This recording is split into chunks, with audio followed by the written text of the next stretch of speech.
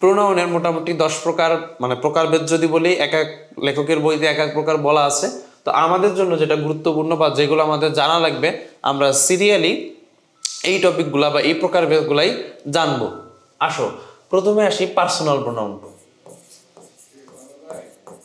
প্রথমে আমরা কি শিখবো? Personal pronoun. দেখো, ব্যক্তির পরিবর্তে আমরা যেই প্রোনাউনগুলো বসাই সেগুলাই হচ্ছে পার্সোনাল প্রোনাউন।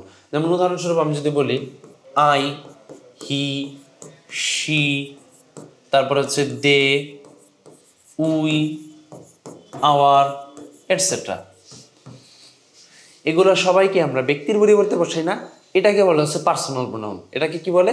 Personal pronoun. যেমন আমি যদি বলি she goes to market, she goes to market, তাইলে এখানে সেটা কি? পার্সোনাল প্রোনাউন, কারণ ও কি ব্যক্তির পরিবর্তে বোঝাইছে, ও কি ব্যক্তির পরিবর্তে বসছে, এজন্য কি পার্সোনাল প্রোনাউন। এই পার্সোনাল প্রকার প্রোনাউনের আবার 3টা ভাগ আছে। পার্সোনাল প্রোনাউনের কয়টা ভাগ আছে?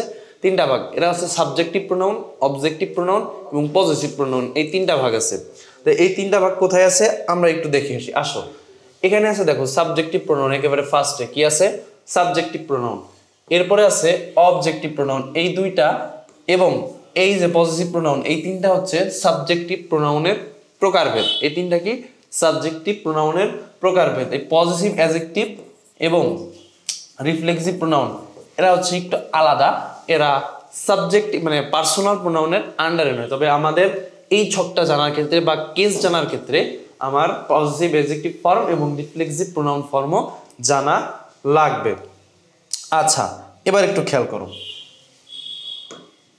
দেখো, এই কেসটা তোমরা মানে এখনই মানে 8, 9 বা 9, 10 যেখানেই বলো না কেন বা ইন্টারে তোমরা ন্যারেশনের সাবজেক্ট পরিবর্তনের ক্ষেত্রে অলরেডি শিখে আসছো।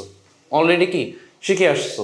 তো তোমাদের যাদের এই ছকটা লাগবে জাস্ট একটা স্ক্রিনশট নিয়ে নাও এবং দেখো, আমি জাস্ট একবার একটু রিডিং পড়ে যাচ্ছি, তোমাদের ইনশাআল্লাহ অলরেডি যেহেতু জানো মাথায় সেভ হয়ে থাকবে। দেখো, আই একটা সাবজেক্টিভ প্রোনাউন। আই কি? Subjective pronoun. এর অবজেক্ট ফর্ম কি? মি। এর পজিটিভ অ্যাডজেক্টিভ ফর্ম কি? মাই। এর পজিটিভ প্রোনাউন ফর্ম কি? মাইন। এর রিফ্লেক্সিভ ফর্ম কি? Myself. আচ্ছা, আবার দেখো, উই একটা সাবজেক্টিভ প্রোনাউন। উই কি? Subjective pronoun. এর অবজেক্টিভ প্রোনাউন হচ্ছে আস। এর পজিটিভ অ্যাডজেক্টিভ ফর্ম হচ্ছে আওয়ার। এর পজিটিভ প্রোনাউন ফর্ম হচ্ছে আওয়ার্স। এর রিফ্লেক্সিভ প্রোনাউন কি? Ourselves. আচ্ছা, এরপরে দেখো, ইউ একটা সাবজেক্টিভ প্রোনাউন। ইউ কি? Subjective pronoun. এর অবজেক্টিভ প্রোনাউনও ইউ। এর অবজেক্টিভ প্রোনাউন কি? ইউ। এর পজিটিভ অ্যাডজেক্টিভ প্রোনাউন কি? ইয়োর। এর পজিটিভ প্রোনাউন হচ্ছে ইয়োরস এবং এর রিফ্লেক্সিভ প্রোনাউন 2টা হতে পারে, একটা হচ্ছে ইয়োরসেলফ আর একটা হচ্ছে ইয়োরসেলভস। আচ্ছা, আবার দেখো, ইট কি?